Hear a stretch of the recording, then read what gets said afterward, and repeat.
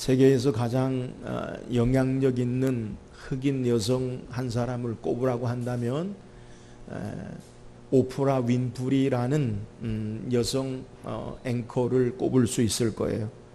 우리에게도 오프라 윈프리 쇼로 잘 알려진 흑인, 이렇게 머리 이렇게 파마한 뚱뚱한, 그러한, 뚱뚱하다고 그러면 안다고 죄송합니다.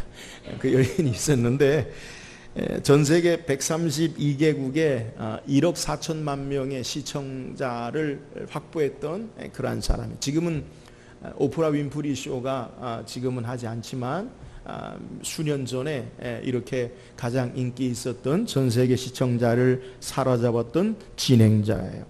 그런데 이런 오프라 윈프리, 그는 재산이 10억 불 이상이기도 하고 미국의 포브스지가 선정한 전 세계 가장 영향력 있는 여인 가운데 한 사람으로 뽑힌 그러한 화려한 인물이지만, 그의 어린 시절의 어두운 면은 우리에게 잘 알려진 그러한 이야기예요.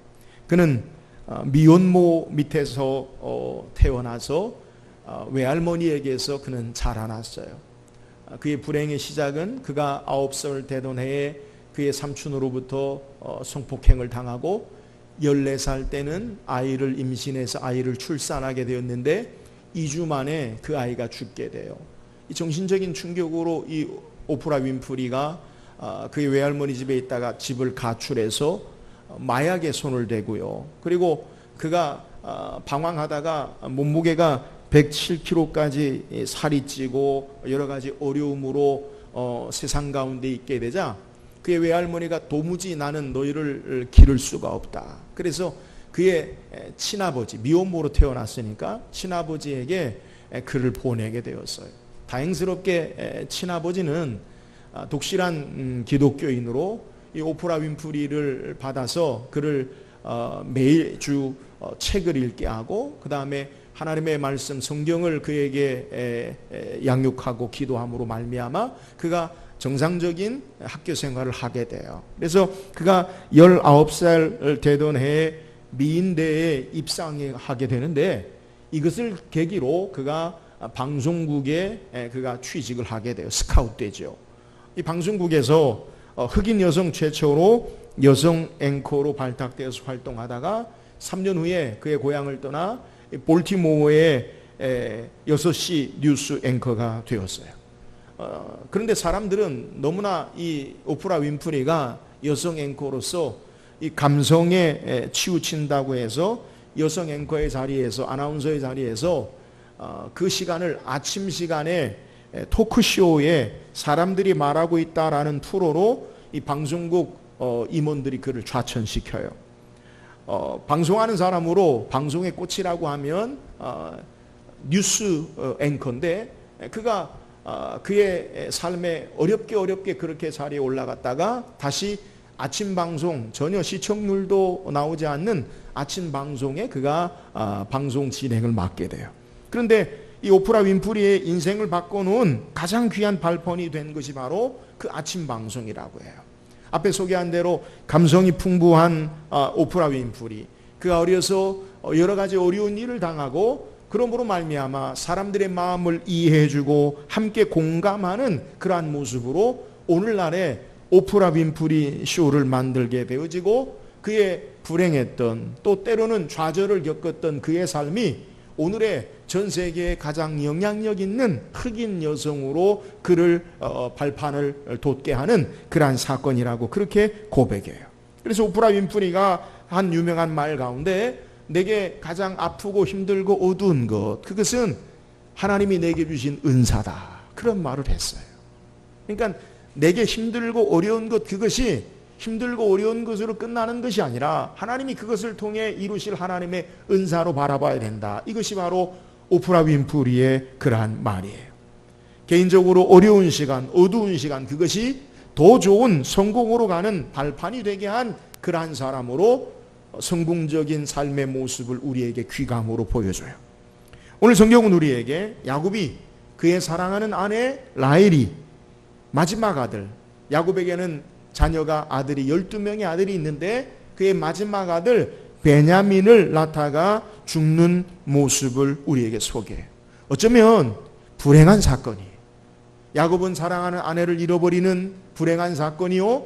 그리고 베냐민은 엄마의 젖을 빨지도 못하고 엄마의 따뜻한 손길을 느껴보지 못하고 자란 불행한 사건이에요. 그래서 라헬은 그가 산고로 아이를 낳는 그 고통 가운데 그 아이를 바라보면서 내가 득남하였다, 산파가 내가 아들을 낳았다라고 할 때 그 아들을 향해서 뭐라고 부르냐면 베논이라고 이름하게 돼요. 베논의 이름의 뜻은 어떤 이름을 가지고 있느냐? 슬픔의 아들, 불행의 아들이라는 거예요. 그러니까 엄마 입장에서 자기가 아이를 낳으면서 이 아이를 돌보지 못하고 어미의 손길 없이 자라나갈 그 아이를 바라보면서 그러면서 아이의 앞날에 대해서 슬픔의 아들이다, 불행의 아들이다 라고 그렇게 이름하는 거예요. 그런데 이 베논이라고 하는 슬픔의 아들, 불행의 아들이라는 이름을 그의 아버지인 야곱은 인정하지 아니하고 도리어 베냐민이라고 불러요. 베냐민이라는 뜻은 능력의 아들, 오른손의 아들이라고 하는 이름의 뜻이에요. 그러니까 그의 어머니는 삶의 불행한 그 아이를 낳고 죽어가는 그러한 모습 가운데 불행의 아들, 참 슬픔의 아들이다라고 부르는데 야곱은 슬픔의 아들, 불행의 아들이라고 말하지 아니하고 능력의 아들, 오른손의 아들이라고 그렇게 부른 거예요.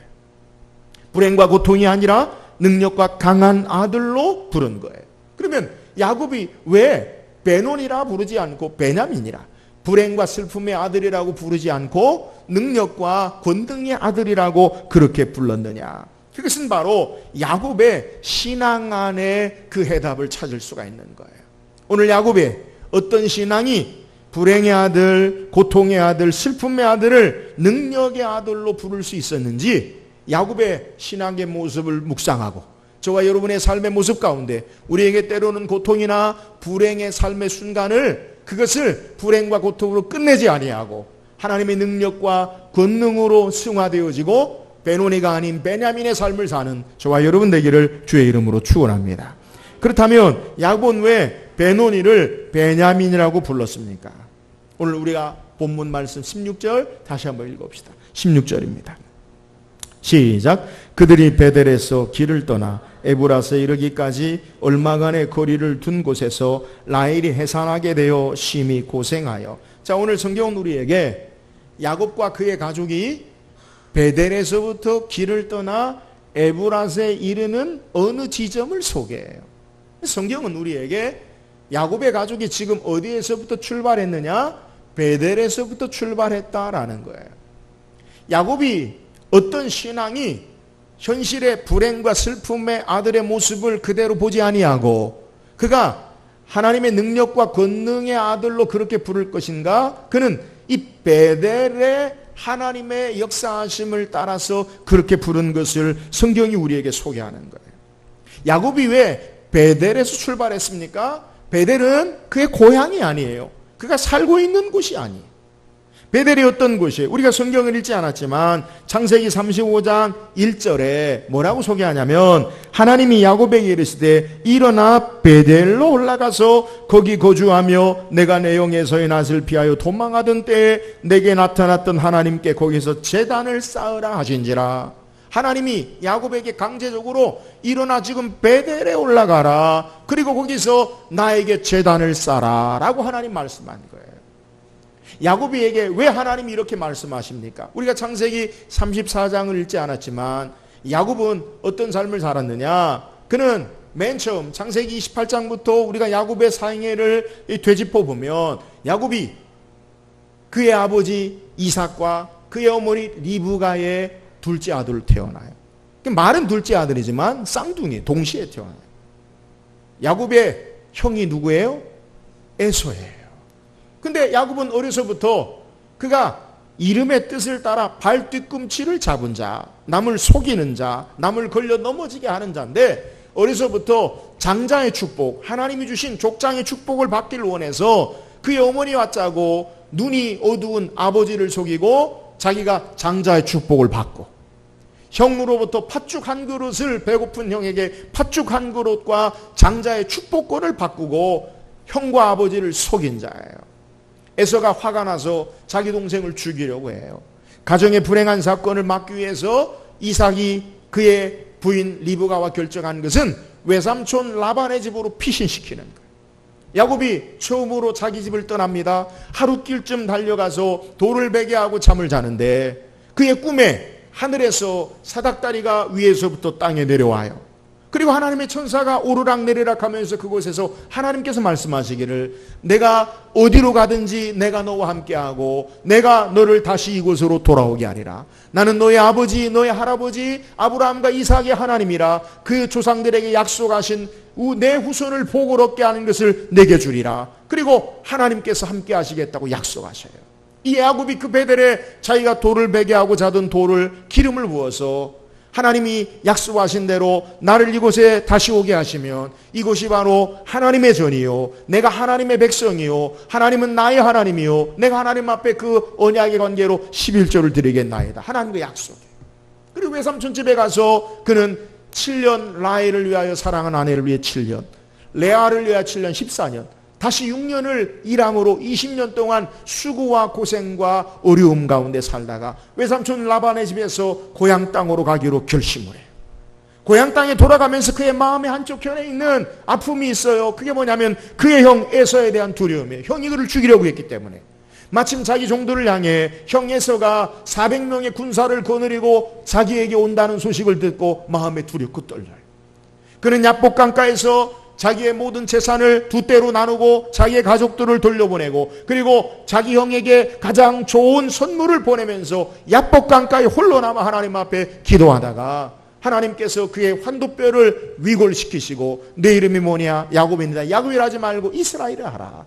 그리고 하나님의 축복 가운데서 형을 만나고 그 만남이 불행이 아니라 기쁨이 되어지고 하나님을 만난 것 같이 되어져요. 에서가 제언합니다. 동생아 우리 고향 땅으로 같이 가자. 내가 너를 호위하리라. 형 아닙니다. 먼저 가세요. 나는 식구가 많으니까 천천히 형의 보조를 맞추지 못합니다. 그리고 야곱이 어떻게 하느냐? 세겜 땅에 하물 족속의 땅에서 우리간을 짓고 가축을 기를 수 있는 곡간 이렇게 가축 우리간을 짓고 거기에 거주하게 돼요. 그곳에서 어떤 일이 벌어지냐? 그의 사랑하는 외동딸 디나가 세겜 족속 하물의 아들에게 강간을 당해요. 불행한 사건이죠. 여기에 야곱의 아들 시므온과 레위 그 오빠들이 화를 내면서 어찌 하나님을 알지 못하는 이들이 이렇게 할 수 있어야 합니까? 그러면서 제안을 하는데 묘수를 뽑기를 하물 족속이 결혼을 원하는데 결혼하기 위해서는 우리 이스라엘 히브리인들은 할례를 받아야 되니까 너희 남자들이 할례를 받아라. 그러니까 이 결혼을 잔재로 세겜 족속들은 이 야곱이 가지고 있는 많은 가축이 자기 것이 되는 줄 알고 할례를 받아요. 그때 시므온과 레위가 할례에 있는 누워있는 남자들 전부 도륙을 해요. 다 죽여버려요. 야곱이 그의 아들을 놓고 이야기합니다. 너희가 어찌 왜 이런 일을 행하였느냐? 지금 우리만 사는 게 아니라 가나안 땅의 여러 족속으로 우리로 냄새나게 하는다. 우리 가족이 몰살당할 위기에 있다. 야곱의 인생의 최대 위기가 어디에 있느냐? 그건 하물 족속을 남자들을 다 도륙한 시므온과 레위 까닭에 이제 가나안 족속이 연합하여 일어나면 야곱의 가족은 몰살당할 수밖에 없는 어려운 위기에 처해 있어요. 이때 오늘 창세기 35장에 1절에 하나님께서 야곱에게 나타나 이르시되 일어나 베델로 올라가라. 내가 거기서 너와 말하겠고 내가 너에게 이르리라. 거기서 제단을 쌓으라.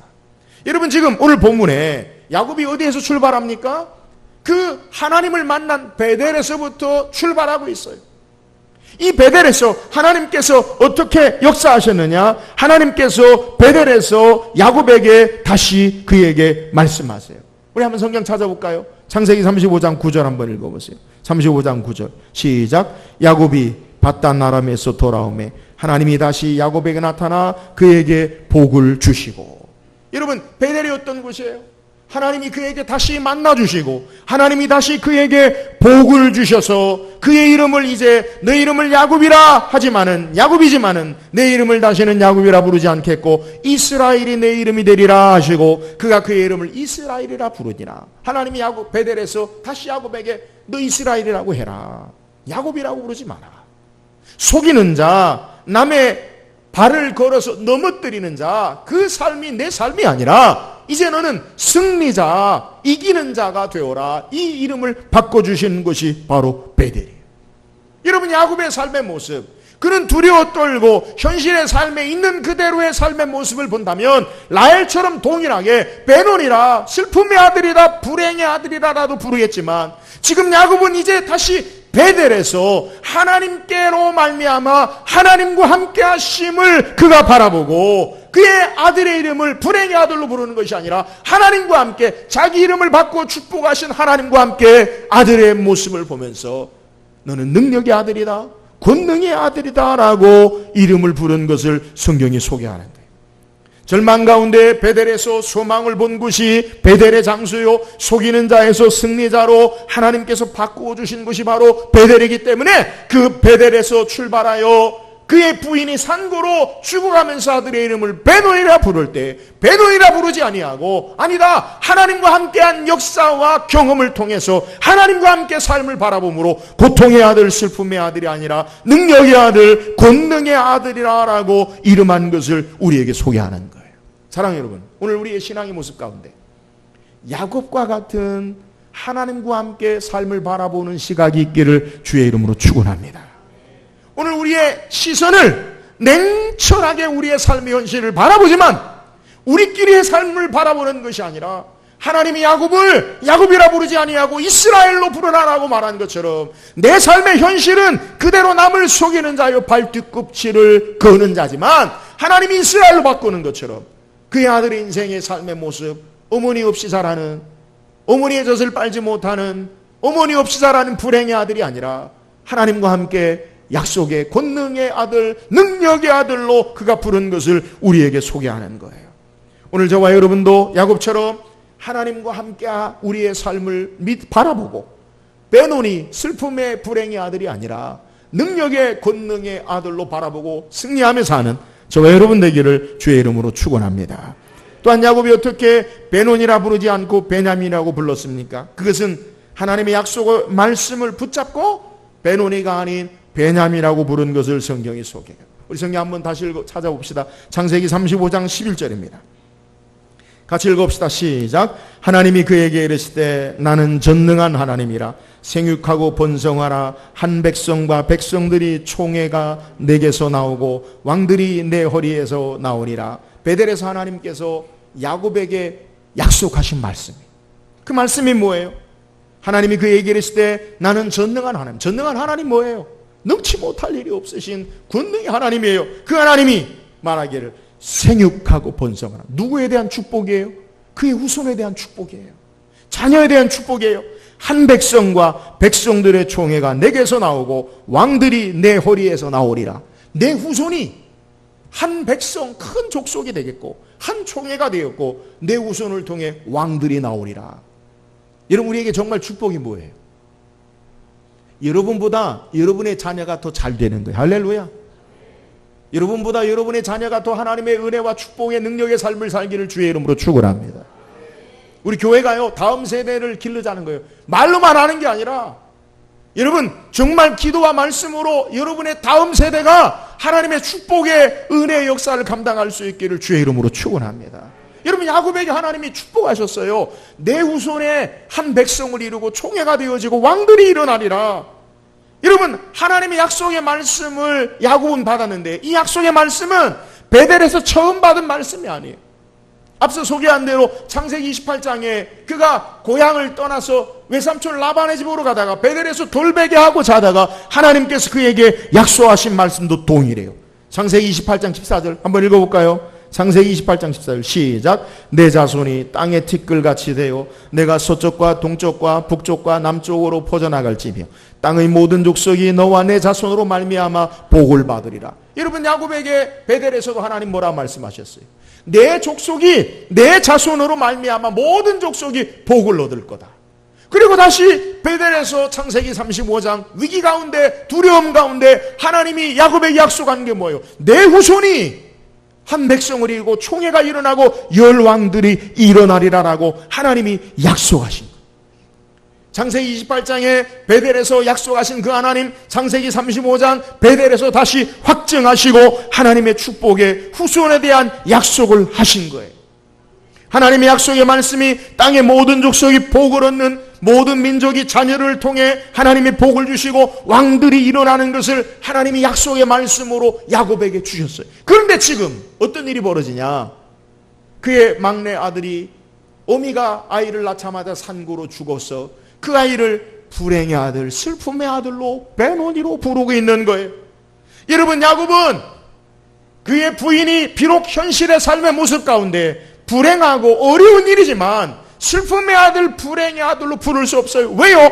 하나님의 약속이 슬픔의 아들, 불행의 아들이 아니라 내 후손으로 모든 족속이 복을 얻고 너로 말미암아 왕들이 내 어리에서 일어나리라라고 약속의 말씀을 하셨기 때문에 주어진 현실의 불행의 아들이 아니라 하나님의 약속의 말씀을 통해 축복의 아들, 능력의 아들, 권능의 아들이 될 것을 부른 것을 성경이 우리에게 소개하는 거예요.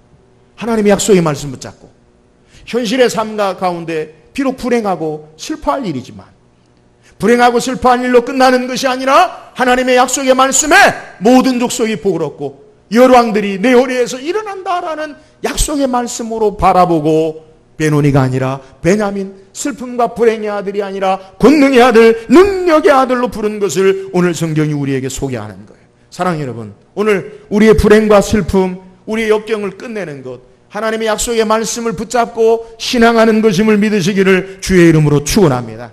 우리의 역경을 바꾸는 것, 불행을 바꾸는 능력이 어디에 있어요? 하나님의 약속의 말씀으로 역경과 불행을 끝내고 이기고 승리하며 나가는 삶이 됨을 믿으시기를 주의 이름으로 축원합니다. 야곱은 하나님의 약속의 말씀을 붙잡고 베논이라 하지 아니하고 베냐민이라 불렀는 거예요. 오늘 우리가 어떻게 우리의 신앙의 삶에 슬픔과 불행을 끝내고 하나님의 능력과 권능을 체험하는 신앙의 삶을 살 수 있습니까? 하나님의 약속의 말씀을 붙잡고 베노니가 아닌 베냐민의 삶을 사는 저와 여러분 되기를 주의 이름으로 축원합니다. 또한 야곱의 어떤 신앙이 베노니가 아닌 베냐민의 삶으로 그의 신앙이 그를 부른 겁니까? 그는 믿음으로 베냐민으로 부른 것을 성경이 소개해요. 오늘 우리가 읽은 18절에 그가 죽게 되어 그의 혼이 떠나야 할 때 아들의 이름을 베노이라 불렀으나 그의 아버지는 베냐민이라 불렀더라. 야곱은 왜 베냐민이라고 불러요? 그의 어머니 라헬, 자기 부인 사랑하는 라헬. 여러분, 야곱에게는 2명의 정부인이 있고 또 첩들로 말미암아 여러 부인이 있지만 야곱이 가장 사랑하는 부인은 라헬이잖아요. 라헬을 위해서 성경에 7년을 며칠처럼 수일처럼 일한 그의 삶을 다 청춘을 들여서 그 라헬이라는 여인을 위해 사랑으로 말미암아 살았던 사람이 바로 야곱이에요. 그래서 야곱은 라헬이 낳은 아들 요셉을 다른 아들과 다르게 채색 옷을 입혀요. 왜요? 자기 부인이 사랑하니까 아들도 귀한 거예요. 베냐민도 마찬가지예요. 가장 사랑하는 아내가 낳은 아들 베냐민, 그 아들이 그의 부인이 죽으면서 말하기를 슬픔의 아들, 불행의 아들이라 라고 부를 때 내가 사랑하는 여인이 그렇게 불렀으니까 그 죽어가면서 부른 그 이름을 그대로 쓸 수 있잖아요. 근데 야곱은 거기에 동의하지 않아요.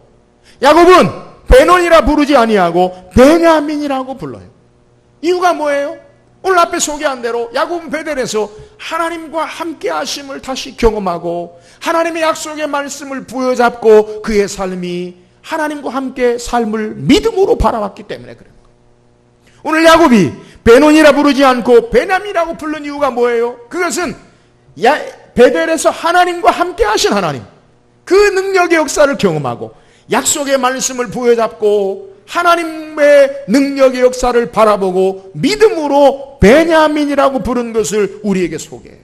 앞서서 하나님이 일방적으로 야곱에게 나타나시고 베델에 올라가라 함께 하신 사건, 하나님 일방적으로 약속의 말씀을 주신 것, 그건 하나님 편에서 축복하시는 모습이라고 한다면 야곱 편에서 응답하는 신앙의 모습이 뭐냐? 믿음으로 응답하는 거예요.